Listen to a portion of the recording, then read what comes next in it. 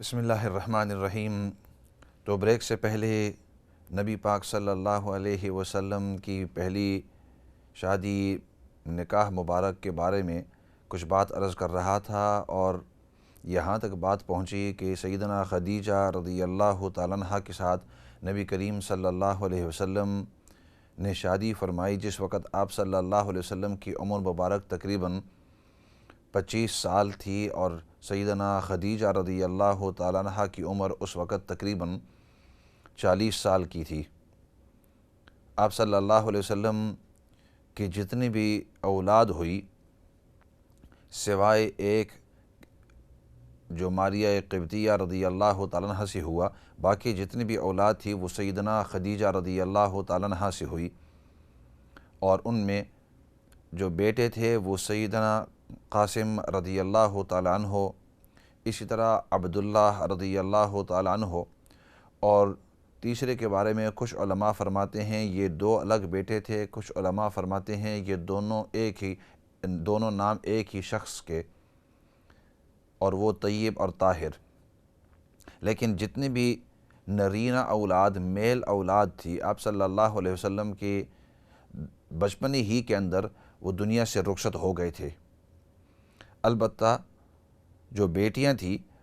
تو آپ صلی اللہ علیہ وسلم کی 4 بیٹیاں تھیں، ایک سیدنا زینب رضی اللہ تعالیٰ عنہ، دوسری جو ہیں رقیہ رضی اللہ تعالیٰ عنہ، تیسری جو ہیں ام کلثوم رضی اللہ تعالیٰ عنہ، اور چوتھی جو ہیں سیدنا فاطمہ رضی اللہ تعالیٰ عنہ۔ سیدنا خدیجہ رضی اللہ تعالیٰ عنہ آپ صلی اللہ علیہ وسلم کے ساتھ رہتے ہوئے سب سے پہلے مومنہ، سب سے پہلے مسلمہ تھی، اور اس کا سمجھنے کا انداز یہ ہے کہ جب آپ صلی اللہ علیہ وسلم 40 سال کی عمر کو پہنچے، اب اگلا مرحلہ، جب آپ صلی اللہ علیہ وسلم تقریباً 40 سال کی عمر کو پہنچے تو اس وقت حدیث پاک میں آتا ہے کہ حبب الی الخلاء، مجھے اس وقت تنہائی پسند ہوا کرتی تھی۔ نبی پاک صلی اللہ علیہ وسلم کا ارشاد ہے، فرمایا کہ مکے سے باہر جا کر وہاں پہاڑی ہوتی تھی، پہاڑی کے اندر ایک غار تھا، اس غار کے اندر جا کر بیٹھ جاتا، اور آپ صلی اللہ علیہ وسلم اپنے ساتھ بعض اوقات کچھ دنوں کے توشہ لے جاتے، بعض اوقات پورے ہفتے کئی دنوں کا اپنے ساتھ کھانا اور پینا لے جاتے، اور وہیں رہتے، اور پھر وہاں عبادت کرتے اور پھر واپس آ جاتے۔ اسی دوران کہ وہاں تھے آپ صلی اللہ علیہ وسلم اس غار کے اندر، غار حراء کے اندر، اور جو لوگ حج پر یا عمرے پر جاتے ہیں تو بعض اوقات زیارت کے دوران جب وہ زیارتیں کراتے ہیں مختلف مقامات کی، تو ایک بڑا اونچا سا پہاڑ ہے، آج کل اس کا نام جبل نور رکھا گیا ہے۔ اس پہاڑ کے اوپر اگر آپ دیکھیں گے تو چھوٹا سا اندر غار ہے، اس غار کے اندر کہتے ہیں کہ نبی پاک صلی اللہ علیہ وسلم تشریف فرما ہوتے۔ اسی دوران ایک مرتبہ بیٹھے ہوئے تھے کہ سیدنا جبرائیل علیہ السلام تشریف لائے، اور آپ صلی اللہ علیہ وسلم کے سامنے کھڑے ہو کر آپ صلی اللہ علیہ وسلم کو ارشاد فرمایا کہ اقرأ، کہ آپ پڑھیے۔ تو نبی کریم صلی اللہ علیہ وسلم نے ارشاد فرمایا ما انا بقارئ، میں پڑھنے والا نہیں ہوں، کیونکہ آپ صلی اللہ علیہ وسلم نہ پڑھتے تھے اور نہ لکھتے تھے۔ ان پڑھ لفظ جو ہے یہ نبی کے ساتھ مناسب نہیں ہوتا، تو آپ صلی اللہ علیہ وسلم پڑھتے نہیں تھے، لکھتے نہیں تھے۔ اللہ رب العزت نے تربیت اسی انداز کے اندر کی تھی تاکہ مستقبل کے اندر کوئی شخص یہ نہ کہہ سکے چونکہ یہ پڑھے لکھے زیادہ تھے اس لیے انہوں نے اتنے بڑے بہترین جو کام کیے ہیں، یا یہ قرآن کریم جو اپنے ساتھ لائے ہیں چونکہ پڑھے لکھے ہیں۔ تو آپ صلی اللہ علیہ وسلم کا امی ہونا، یہ صحیح لفظ ہے، آپ صلی اللہ علیہ وسلم کا امی ہونا یہ معجزہ ہے کہ آپ صلی اللہ علیہ وسلم امی تھے، لیکن اس کے باوجود قرآن کریم جیسے معجزہ، قرآن کریم جیسے بہترین کلام لے آئے اور مخلوق کے سامنے، اس لیے کہ قرآن کریم آپ صلی اللہ علیہ وسلم کا اپنا کلام نہیں بلکہ کلام اللہ کا کلام ہے۔ تو نبی کریم صلی اللہ علیہ وسلم اس غار کے اندر تشریف فرما تھے، اور سیدنا جبرائیل علیہ السلام سامنے آئے اور فرمانے لگے کہ اقرأ، آپ پڑھیے۔ آپ نے فرمایا ما انا بقارئ، میں پڑھنے والا نہیں ہوں۔ دوبارہ فرمایا، اور روایت میں آتا ہے کہ آپ صلی اللہ علیہ وسلم کو کھڑے ہو کر آپ کو زور سے اس طرح دبوچا بھی، آپ صلی اللہ علیہ وسلم کو دبوچنے کے بعد پھر چھوڑ دیا اور فرمانے لگے کہ اقرا، پڑھیے۔ آپ نے دوسری دفعہ دوبارہ ارشاد فرمایا کہ ما انا بقارئ، میں پڑھنے والا نہیں ہوں، یعنی پڑھ بھی نہیں سکتا ہوں، لکھ بھی نہیں سکتا ہوں۔ اور پھر تیسری دفعہ سیدنا جبرائیل علیہ السلام نے اس وقت ارشاد فرمایا کہ اقرا بسم ربک الذی خلق، خلق الانسان من علق، آپ پڑھیے اپنے رب کے نام سے جس نے تمام کے تمام مخلوق کو پیدا کیا ہے، تمام مخلوق کی تخلیق کی ہے۔ پھر آگے آیتیں پڑھتے رہے۔ تو یہ جو پہلا موقع تھا، یہ وہی سب سے پہلے وہی جو نبی پاک صلی اللہ علیہ وسلم کے اوپر نازل ہوئی، اور اب نبوت گویا ادھر سے آپ صلی اللہ علیہ وسلم کی شروع ہوتی ہے۔ آپ کو نبی بنایا گیا، بعثت نصیب ہوئی، نبوت نصیب ہوئی، یہ جو قرآن کریم نازل ہوا، اب حکم ہوا کہ اس قرآن کریم کو لے جا کر اب مخلوق تک، لوگوں تک لے جانا ہے، لوگوں کو توحید سکھانا ہے۔ نبی کریم صلی اللہ علیہ وسلم یہ تمام ماجرا دیکھ کر کہ ایک اکیلے غار کے اندر اور اتنی بڑی چیز آئی ہوئی ہے، سیدنا جبرائیل علیہ السلام، اتنی بڑی شے، اور وہ زبردستی زور زور سے اس طرح کے آپ کو کہہ رہے ہیں کہ آپ کو پڑھنا ہی ہوگا، آپ کو پڑھنا ہی ہوگا۔ جب سیدنا جبرائیل علیہ السلام وہاں سے چلے گئے تو نبی کریم صلی اللہ علیہ وسلم اپنا جتنا بھی سامان ہے وہ تمام سامان لے کر پہاڑ سے اترتے جلدی وہ تمام کے تمام راستے کے اندر جلدی واپس پہنچے گھر کے اندر۔ اور گھر کے اندر سیدنا ام المؤمنین خدیجہ رضی اللہ تعالیٰ عنہ جو ہی آپ کو دیکھا بڑی ہی خوشی کا اظہار کیا، کیونکہ کافی دنوں کے بعد تشریف لائے تھے، لیکن دیکھا کہ آپ صلی اللہ علیہ وسلم کانپ رہے ہیں اور سردی محسوس کر رہے ہیں، کیونکہ انسان نیچرلی جو ہے جب اس کو کسی چیز سے خوف ہو جاتا ہے، ڈر ہو جاتا ہے، کسی چیز سے انسان پریشان ہو جاتا ہے، تو اس وقت ظاہری بات ہے کہ انسان کو بعض اوقات سردی لگ جاتی ہے اور کانپنا شروع ہو جاتا ہے۔ تو چنانچہ نبی کریم صلی اللہ علیہ وسلم فرمانے لگے زملونی زملونی دثرونی دثرونی، کہ اے خدیجہ مجھے کمبل کے اندر اڑا دے، مجھے کمبل اڑا دو، کمبل کے اندر مجھے کمبل کے نیچے رکھ دو اور ارد گرد کمبل اڑا دو۔ اب یاد رکھنا ہوگا کہ عربستان کا علاقہ گرم علاقہ ہے، مکہ کا علاقہ بہت ہی گرم علاقہ ہے، لیکن اس کے باوجود خوف اور پریشانی اتنی سخت تھی کہ نبی کریم صلی اللہ علیہ وسلم کانپ رہے تھے اور فرما رہے تھے کہ زملونی زملونی، مجھے کمبل اڑا دو، کمبل اڑا دو، کمبل اڑا دو، دثرونی دثرونی، میرے اوپر کمبل جو ہے وہ ڈال دو، کمبل ڈال دو۔ تو اللہ رب العزت کو یہ حالت اتنی پسند آئی کہ اس کے بعد جب اللہ رب العزت نے آپ صلی اللہ علیہ وسلم کو مخاطب کیا تو فرمایا یا ایہا المزمل، اے وہ شخصیت جو کمبل کے اندر لپٹے ہوئے تھے، جنہوں نے کمبل اوڑا ہوا تھا، یا ایہا المدثر، وہ شخصیت کہ جنہوں نے اپنے آپ کو کمبل کے اندر ریپ اپ کیا ہوا تھا، اوڑا ہوا تھا۔ تو سیدنا خدیجہ رضی اللہ تعالیٰ عنہ اندر گئی اور جو کمبل تھا وہ لے کر آپ صلی اللہ علیہ وسلم کو اڑایا، اور کمبل اوڑھنے کے بعد آپ صلی اللہ علیہ وسلم سے پوچھا کہ ماجرا کیا ہوا ہے، کیا وجہ؟ کیونکہ یوں سوچو کہ اگر 25 سال کی عمر میں تقریباً شادی ہوئی اور اب نبی پاک صلی اللہ علیہ وسلم کی عمر تقریباً 40 سال ہے، تو اکٹھے 15 سال گزر گئے۔ 15 سال ایک شخص دوسرے شخص کے ساتھ جب گزارتا ہے، میاں بیوی آپس میں گزارتے ہیں، تو وہ ایک دوسرے کے ہر عادت سے، طبیعت سے، ہر لحاظ سے واقف ہو جاتے ہیں۔ تو سیدنا خدیجہ رضی اللہ تعالیٰ عنہ کو پتہ تھا کہ نبی پاک صلی اللہ علیہ وسلم بڑی ہی بہادر اور شجاع شخصیت ہے، اور آج اگر اس صورت کے اندر گھر کے اندر تشریف لائے ہوئے ہیں، پریشان ہیں اور کانپ رہے ہیں اور ڈر کی صورت کے اندر آئے ہیں، تو آخر کوئی بڑا ہی ماجرا واقع ہوا ہوگا، اس لیے تو یہ حالت ہوئی ہے۔ تو بڑے ہی پیار کے انداز کے اندر بڑے ہی محبت کے انداز کے اندر اور درد دل کے انداز کے اندر آپ صلی اللہ علیہ وسلم کے ساتھ سیدنا خدیجہ رضی اللہ تعالیٰ عنہ بیٹھی اور آپ صلی اللہ علیہ وسلم کو پوچھنے لگی کہ ہوا کیا؟ آپ صلی اللہ علیہ وسلم نے پورا جو ماجرا تھا کہ اس طرح میں جہاں جایا کرتا تھا وہاں آج بھی بیٹھا ہوا تھا اور جبرائیل علیہ السلام آئے اور پورا جو واقعہ ہے وہ بتلایا، اور پھر آپ صلی اللہ علیہ وسلم نے اپنی بات بتلائی کہ مجھے یہ خوف ہے، مطلب ہو سکتا ہے کہ یہ کوئی جن ہو یا کوئی اس طرح کی چیز ہو کہ جو ہمیں نقصان پہنچانا چاہے۔ تو اس وقت سیدنا خدیجہ رضی اللہ تعالیٰ عنہ نے جو مشہور کلمات ہیں وہ ارشاد فرمائے کلا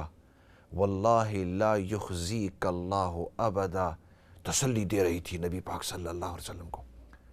اور تسلی کس انداز میں؟ فرمائے واللہ، فرمانے لگی اللہ کی قسم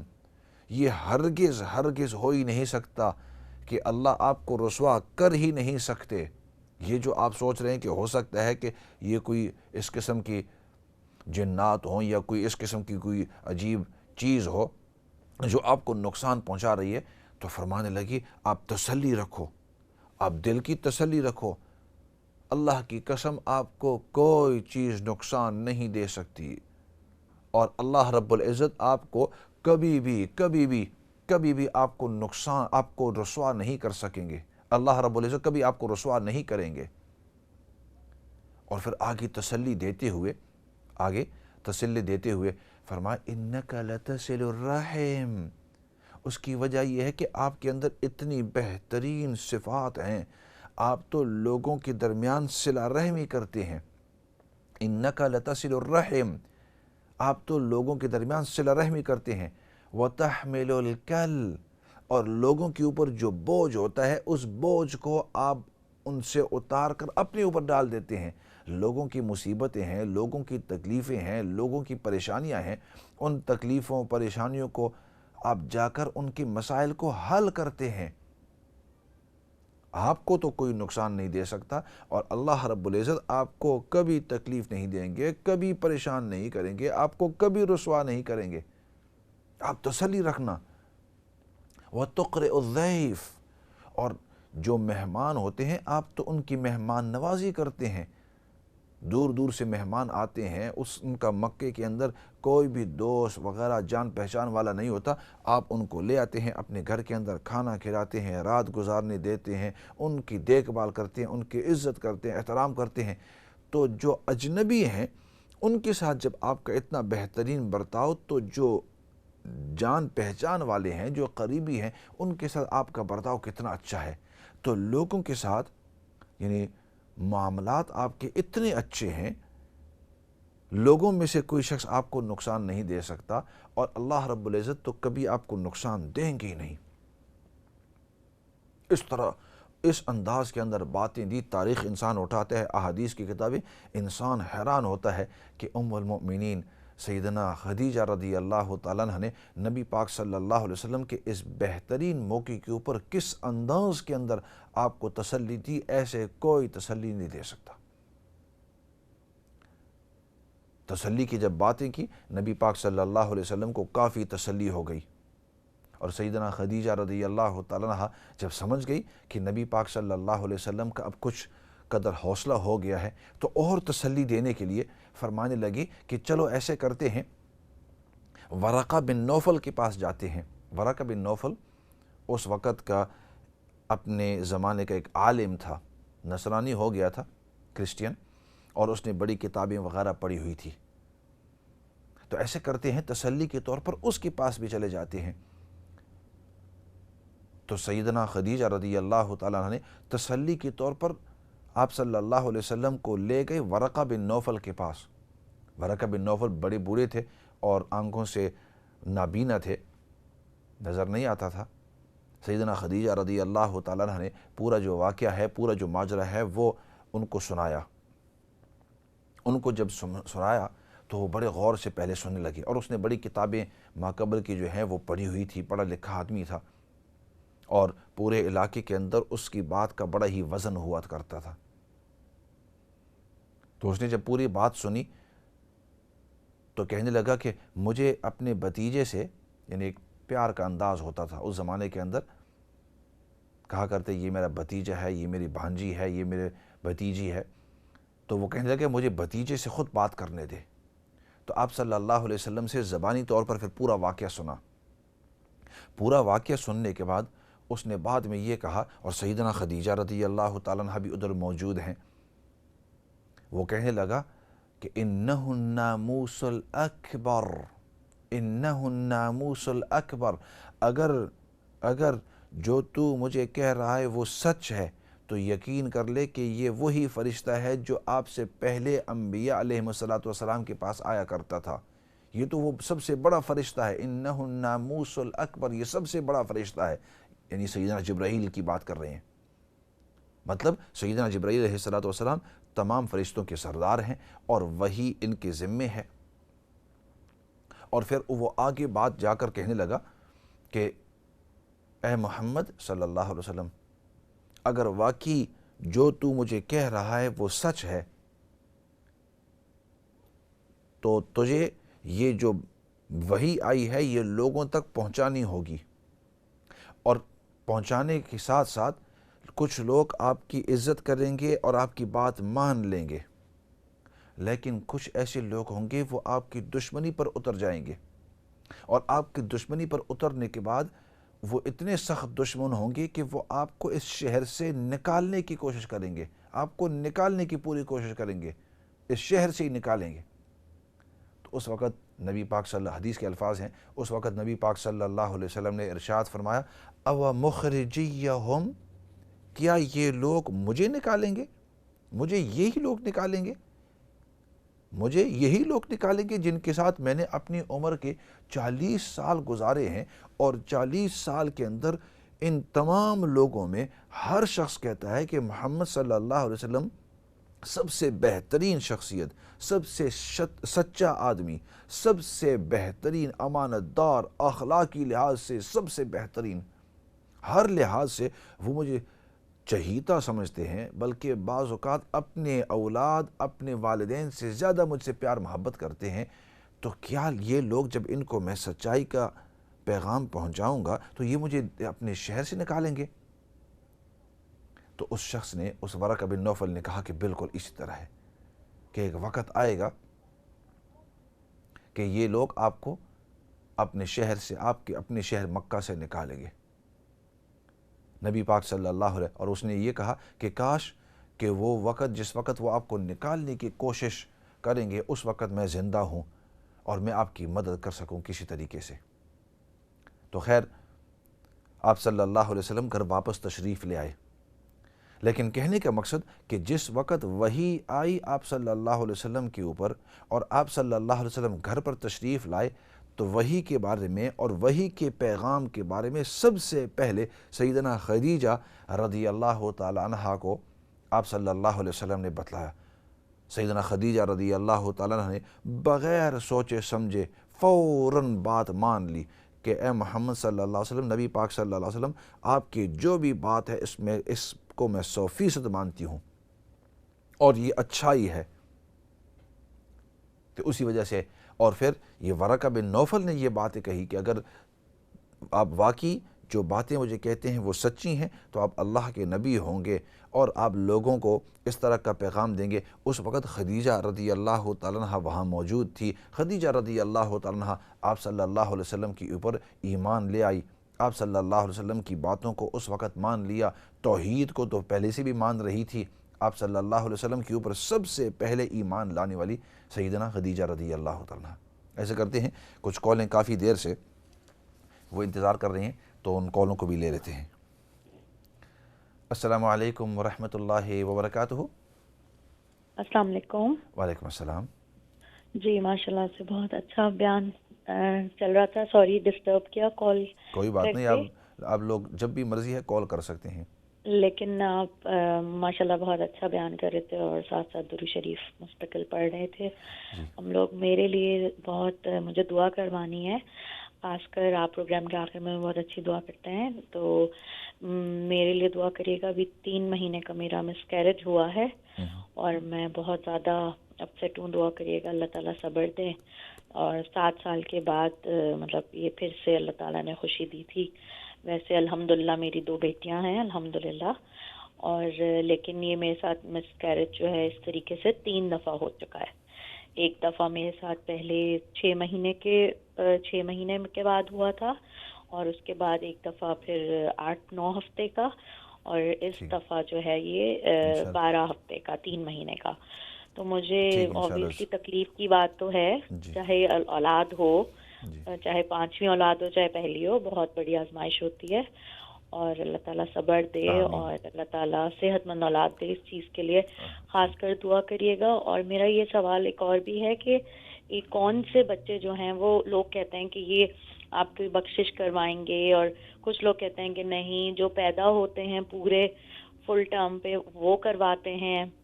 اپنے ماں باپ کو ساتھ لے کے جاتے ہیں جنت میں. سب لوگ صبر کے لیے، یا اس طرح میں نے احادیث بھی پڑھی ہیں، تو اس کا کوئی کچھ بتاتا ہے، کوئی کچھ بتاتا ہے تو کہ صبر آ جائے پیرنٹس کو، اور اس طرح سے سمجھاتے ہیں. تو اس کے بارے میں بتائیں آپ کی کیا رائے ہے، اور مجھے یہ بھی بتائیے گا کہ میں کیا پڑھوں کہ اللہ تعالیٰ پھر سے آسانی کے ساتھ صحت مند اور زندگی والی اولاد دیں. ٹھیک ہے، السلام علیکم. دیکھتے رہیں، سنتے رہیں. اگلی کال کی طرف ایسا کرتے ہیں، کالیں کچھ ہیں لیکن وقت بہت ہی مختصر ہے، ان کا جواب دے دیتے ہیں، اور باقی جتنی بھی کالرز ہیں میں ان سے معذرت کروں گا. انہوں نے دعا کی درخواست کی ہے، تو ہم دعا کرتے ہیں کہ اللہ رب العزت ان کو صبر نصیب فرماوے، اور ان کے حق کے اندر جتنی بھی بہتری ہے، اور باقی جتنے بھی مؤمنین مسلمین جتنے بھی لوگ ہیں، اللہ رب العزت ان کے حق کے اندر جو بہتری کے فیصلے ہیں وہ فرمائے. اللہ رب العزت ہم سب کو تکلیف سے، پریشانی سے، مصیبت سے ہم سب کی حفاظت فرمائے. باقی وہ حدیث پاک میں ضرور آتا ہے کہ اگر مس کیریج ہو جائے، یعنی بچہ پیدا ہونے سے پہلے ہی پیدا ہو جائے، تو کل قیامت کے دن وہ اللہ رب العزت کے سامنے کھڑے ہو کر اپنے والدین کے حق کے اندر سفارش کرتا ہے کہ یا اللہ یہ میرے والدین، اور میں دنیا کے اندر تو نہیں آ سکا لیکن یہ میرے والدین ہیں، یا اللہ تو ان کی بخشش اور مغفرت فرما کر ان کو جنت کے اندر داخل فرما. تو بڑی ہی فضیلت آئی ہوئی ہے، اور ہم اس قسم کی جو فضیلتیں ہیں ان کے اوپر ایمان رکھ کر اپنے آپ کو صبر دیتے رہیں. 2 باتیں. اور تیسری بات، یعنی ایک تو دعا، اور دوسری یہ بات فضیلت، اور تیسری بات مسلمان کے لیے بہت اہم عقیدہ یہ ہے کہ ہم یہ ہمیشہ سوچیں کہ جس کام کے اندر میرے لیے بہتری ہے اللہ رب العزت نے وہ میرے لیے مقرر کیا ہے. تو اگرچہ یہ ابھی آپ کے لیے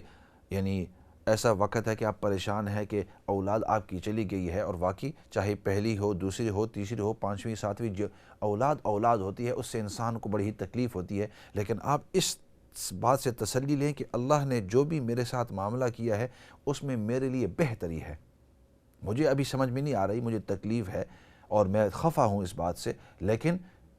مجھے اس بات سے، اللہ کی قضا سے خوش ہونا چاہیے کہ یا اللہ یہ جو آپ لے گئے اس میں آخرت کے اندر بھی میرے لیے بہتری ہے، اور ہو سکتا ہے کہ دنیا کے اندر بھی میرے لیے بہتری ہے. اسی کے ساتھ ہم آج کے پروگرام کو ختم کرتے ہیں. الحمدللہ رب العالمین، والصلاة والسلام علی سید الانبیاء والمرسلین محمد وعلی آلہ وصحبہ اجمعین. ربنا تقبل منا انک انت السمیع العلیم وتب علینا یا مولانا انک انت التواب الرحیم.